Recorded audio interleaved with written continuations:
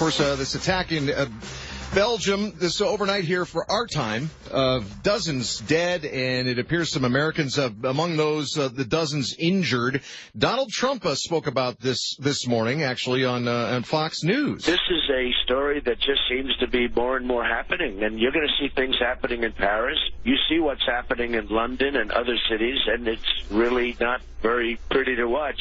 Joining us this morning is Dr. Mzuti Jasser. He's a Navy veteran, president of the American Islamic Forum for Democracy, and also the author of A Battle for the Soul of Islam, an American Muslim Patriot's Fight to Save His Faith. Thanks, Dr. Jasser. It's good to talk to you again. You're an Arizonan, and this attack has to be on the minds of voters in our state's presidential preference election today, Dr. Jasser.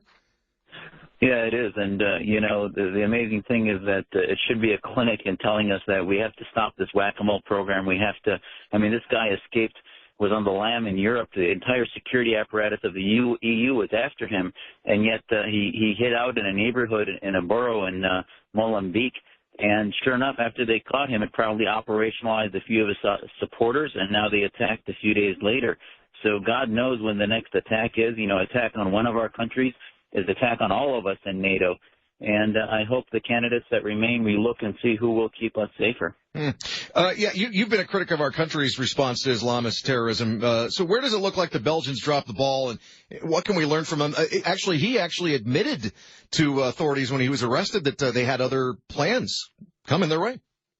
Well, I think they dropped the ball as they have, and we even continue to drop the ball in that we're addressing only the violent extremism. And so as long as we think that terrorism is only about weapons and planned operations, we're going to miss the signs. If we start to look at it as violent Islamism, we look at communities, ideologies that harbor the ideologies that radicalize these groups, and we continue to look at it as a process and drain the pool.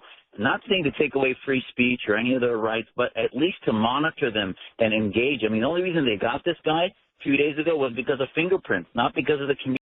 Muslims are helping us unravel this, but we have to call it Islamism. We have to engage reform groups like our Muslim Reform Movement that admit that we have a problem, that are not in denial, and begin to unravel and peel this onion. And so basically what you're saying is we need to be on the good side of the good guys, because they're in these communities and they can be the ones to point the finger and say, this guy's getting radicalized. These people are mean to do harm to all of us.